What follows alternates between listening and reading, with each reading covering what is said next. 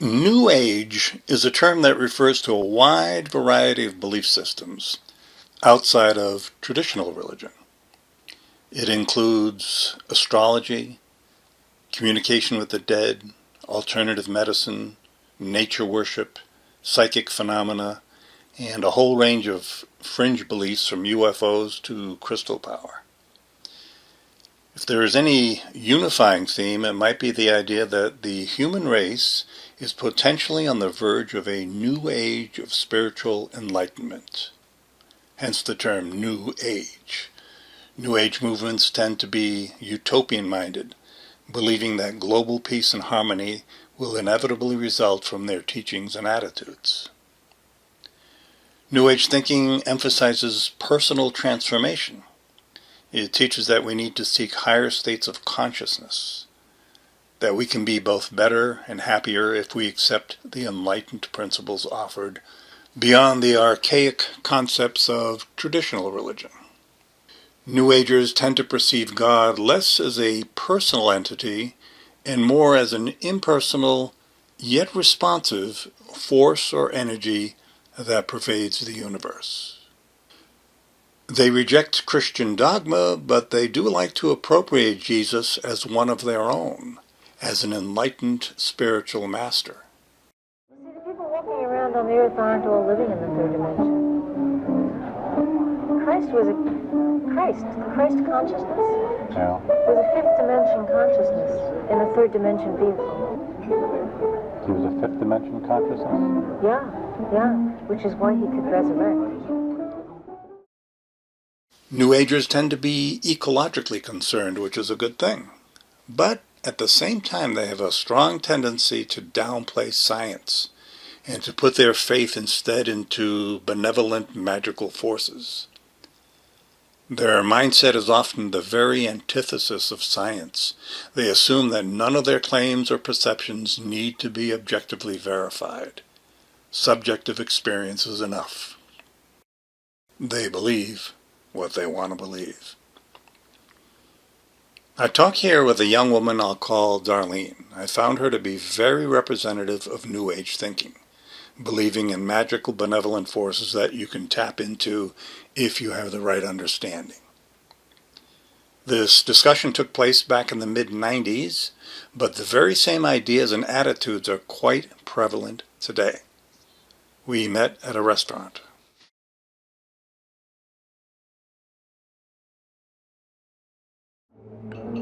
In the fourth dimension, what you think becomes reality instantly, the moment you think it. But we're not living in that dimension, though. We're living here. Would you say that what you think can make it reality, or? But that's not true. I mean, your experience. But I mean, like if a person thinks they can fly, then they can fly? No. So there's definitely, and you mean it's that in a certain way. It's not a person. You have to know how to do these things. You have to know how to do these things. You have to learn how to do these things. Like, give me an example of a thing that you're talking about. I mean, like levitating. Is that the kind of thing you're? There's a way of knowing your reality internally that, I mean, to know your nature, to know your light-being nature, to know your energetic reality, to know the connection to soul and spirit in such a way that you're not just locked into a version of reality that says, we're sitting here in a restaurant, we're eating food, we're talking, something's being recorded on a tape, our voices are being picked up. I mean, it's very mundane, this reality. There's so much more than that going on here right now. Yeah, but you can't make this thing levitate by thinking about it. I can't. I don't have that capacity right now. Nobody does. No, there are people who can. No, there aren't. There's no person that can do that except a magician, and he's got a trick. No. You just haven't met the people who could do it. See, I disagree with you on that. You haven't met anybody who can show you that. Nobody's ever met anybody that can do that.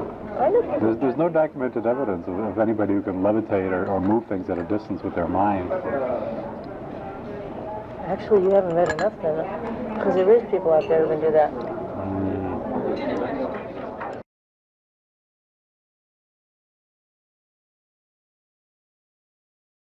Darlene talked about the energy practices of New Age healers with a very high success rate, like Barbara Brennan. Yeah, but it's all phony stuff. It's not phony. It is. Unfortunately, you haven't been around. Oh, I've been around. I've never seen anything, paranormal like that.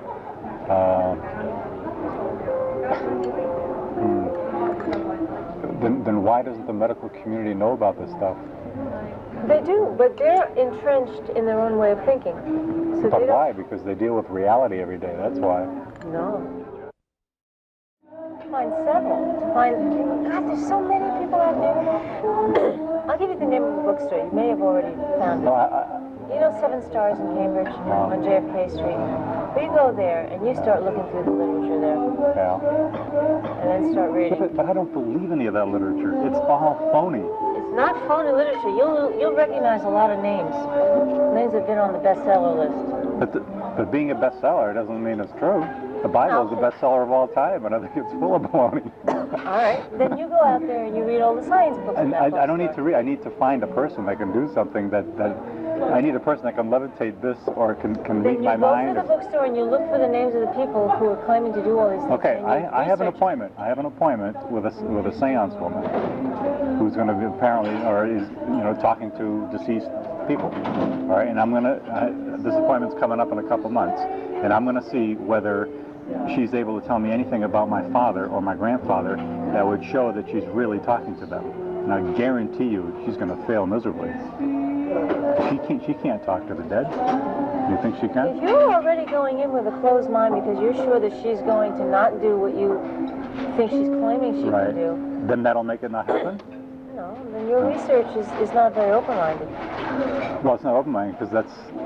So you're going out to prove something that you already believe to be true, and you're not even going to listen to what's really out there. Oh, but there are ways she can do things that can prove me wrong.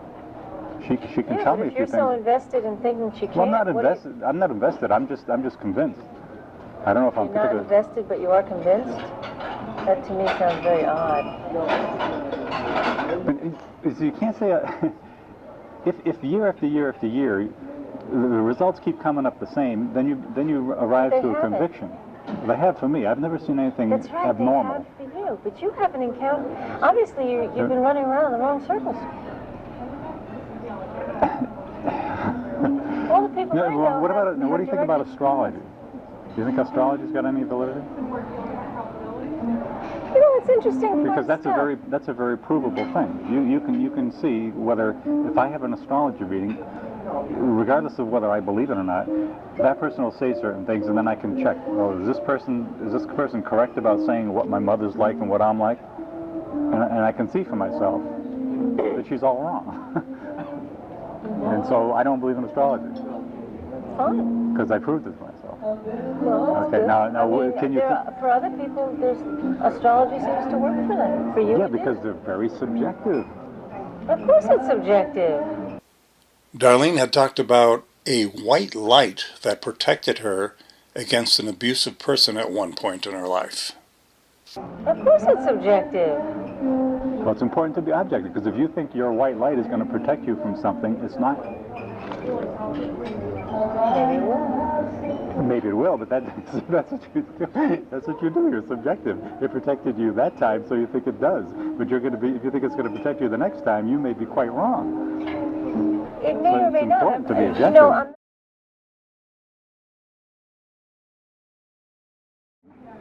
Now, what is it that you think I'm close-minded about?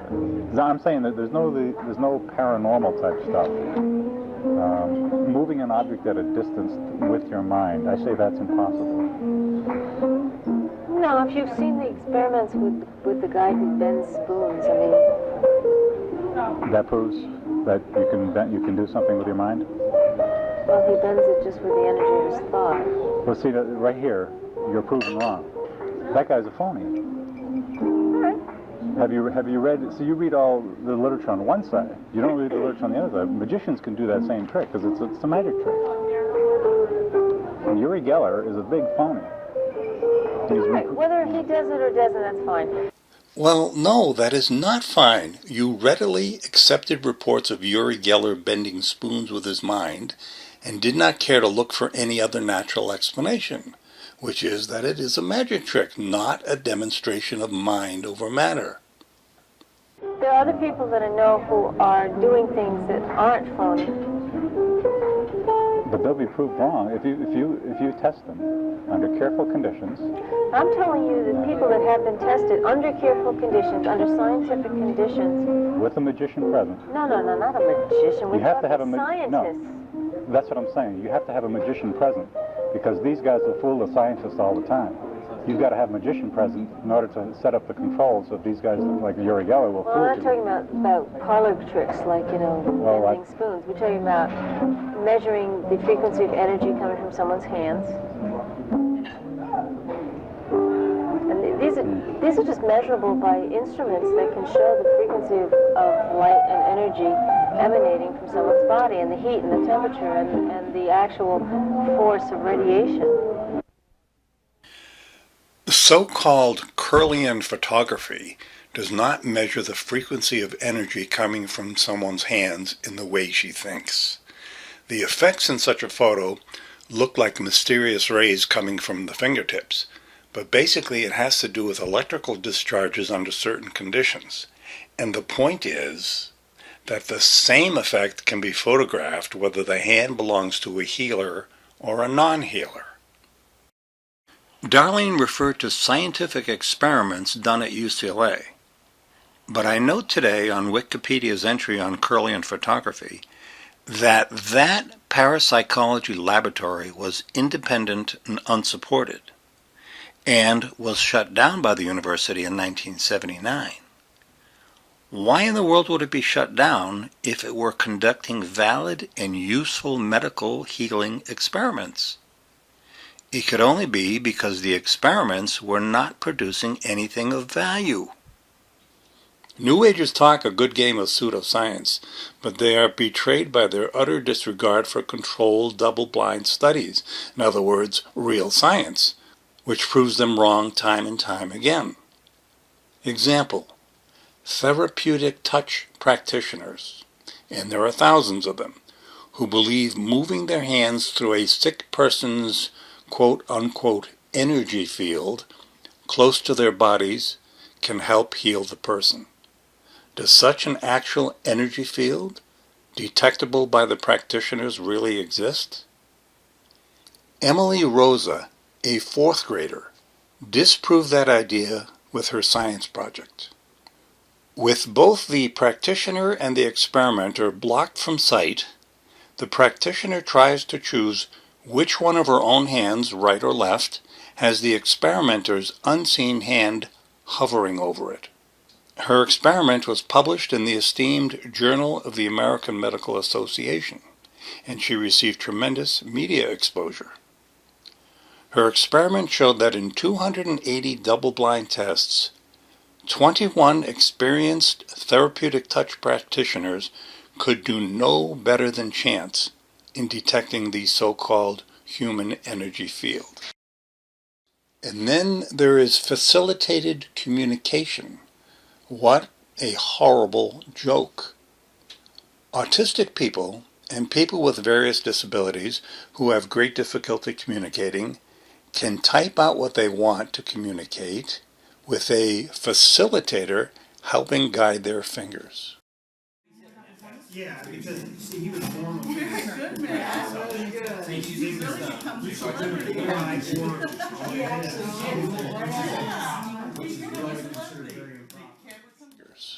Really? Simple double-blind experiments are done. The autistic person indicates what the object is shown on a screen at the end of a table, as the facilitator is blocked from seeing that object by a partition and sees a different object. Likewise, the artistic person can't see what the facilitators see on their side of the partition. The results?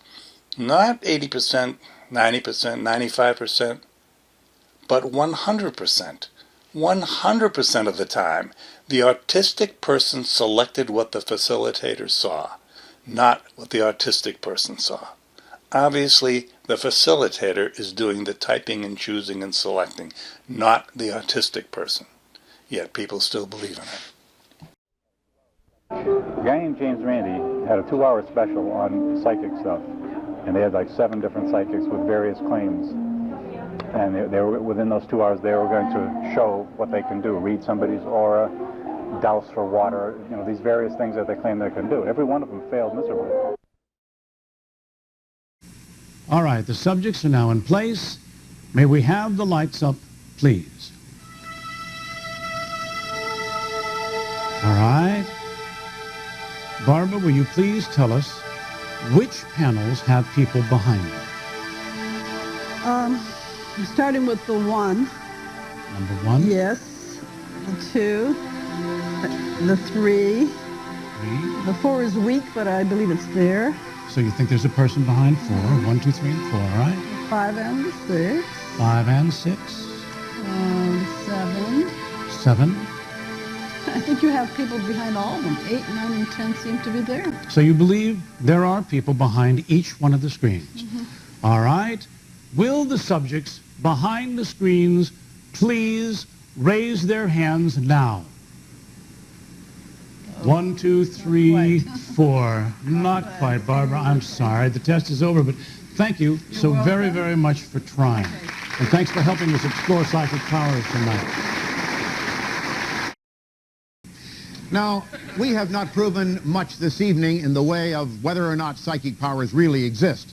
What we have established is that the people who came here were brave enough to be tested. We congratulate them for their bravery, and we thank them very much for their attendance. You see, you can't prove a negative. I don't try to prove a negative. They are supposed to be trying to prove a positive. So I'm looking for evidence. See, it's not enough for me to just believe it, because I want to believe it. I have to see good evidence, because what I've learned about human beings is that they're incredibly subjective.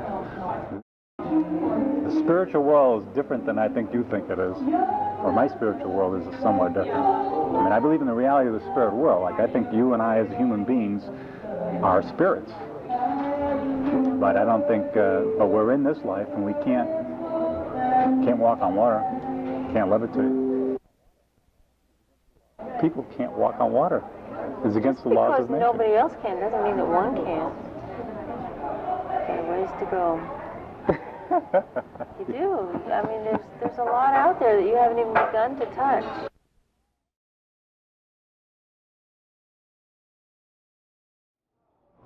And who knows? Maybe every single person in this world walking around on this globe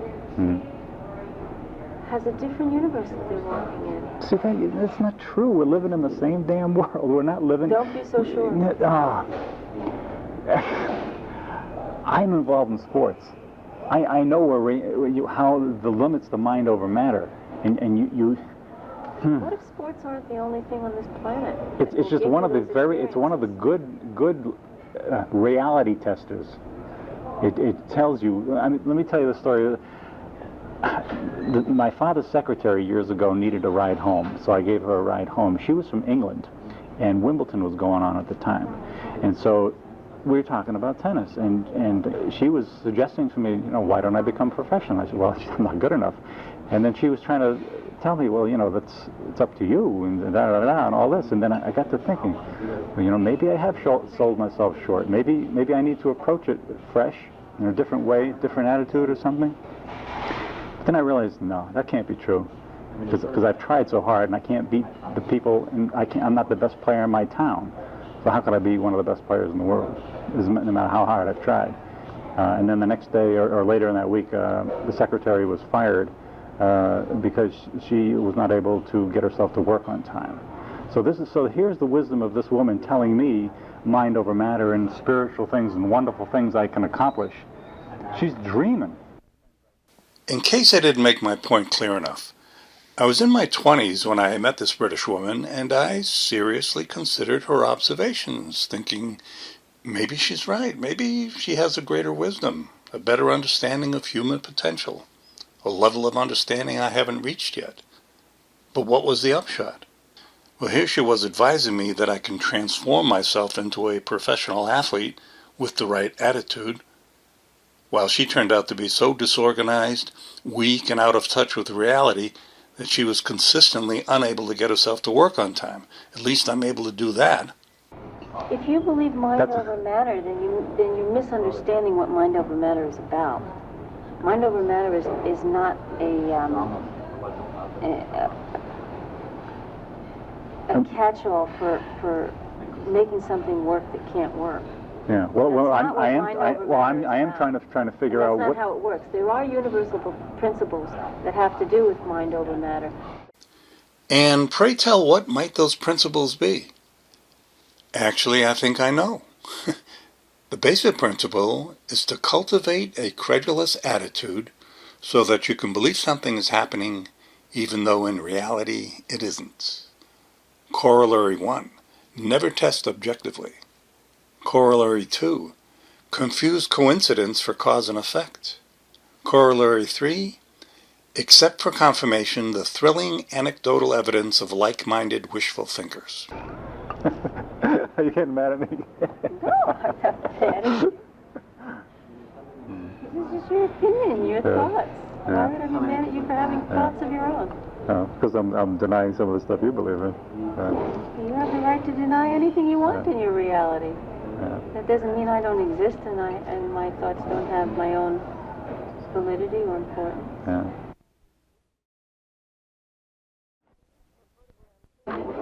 Well, part of what I'm teaching when I'm teaching people is how to pay attention.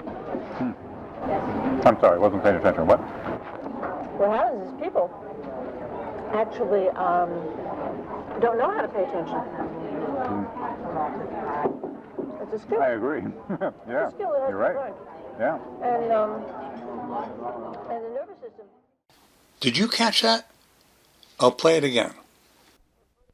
Well, part of what I'm teaching when I'm teaching people is how to pay attention. I'm sorry, I wasn't paying attention. What? What happens is people actually don't know how to pay attention. I was making a joke, pretending I hadn't been paying attention, but the joke went right over her head, thereby demonstrating that she herself wasn't paying attention at the precise moment she was pontificating about the need to pay attention. Either that or she just didn't think the joke was funny enough to laugh at. I don't know. I'm more easily amused than most. I compared her claim that there are people who can do paranormal things to a claim that sheep can fly. I admitted that technically, scientifically, if 100 sheep were tossed off a cliff and they did not fly, we have not proven that sheep cannot fly. Only that these 100 sheep cannot fly, or for some reason chose not to fly. But for all intents and purposes, we have proven sheep cannot fly. And the point is, if you make an extraordinary claim, it's up to you to demonstrate it, not up to me to test every single sheep or person in the world. I've had a lot of experiences in my life, and some of them have shown me those experiences. Okay. I don't necessarily have the clear understanding of where to fit them into the larger picture of the world and how I experience reality and what I understand the world to be. But I've had the experiences.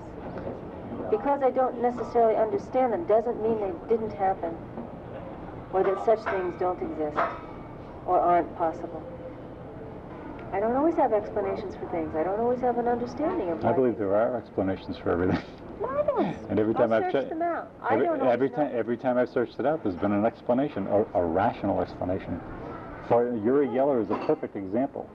You were very willing and subjective to believe in that. I wasn't. I read about it.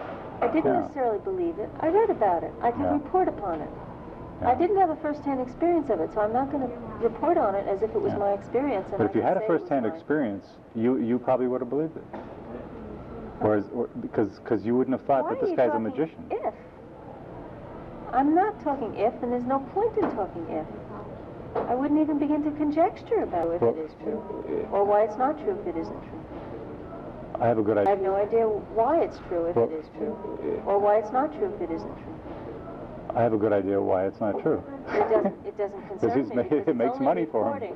It's It's only conjecture. It's someone else's report. It's not my experience. It's not conjecture. There's been, I mean, he was on the Johnny Carson show, and he was unable to do what he could do because Johnny knew what he was doing.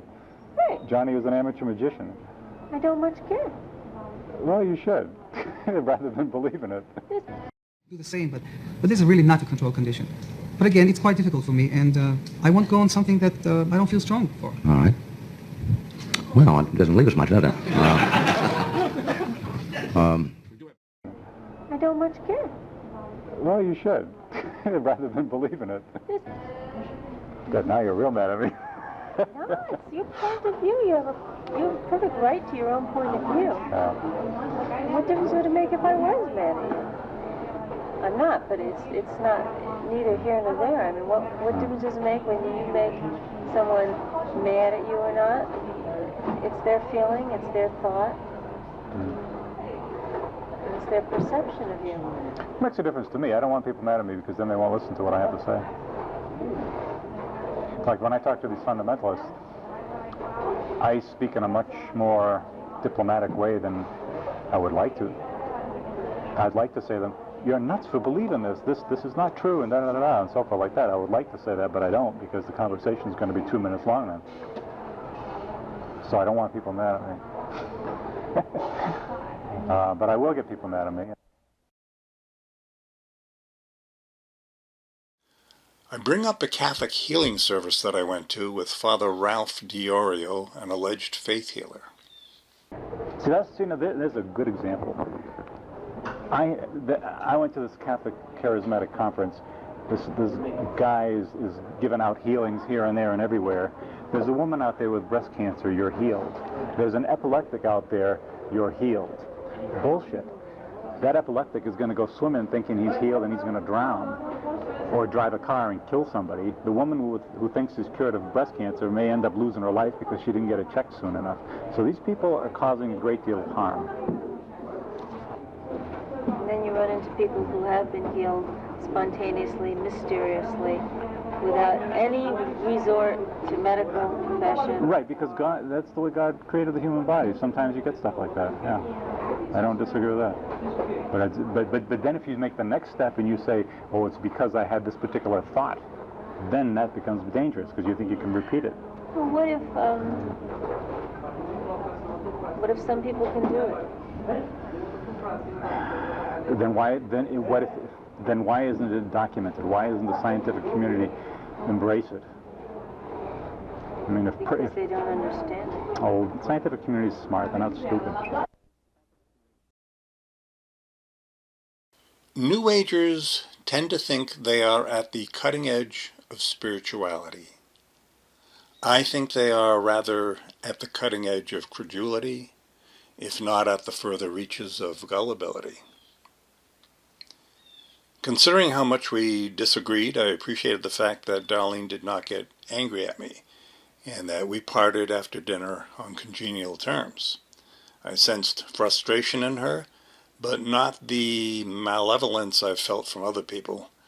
Often when you push people on their core beliefs, they can really turn on you. Darlene, on the other hand, kept a welcome attitude of, hey, we disagree, so be it.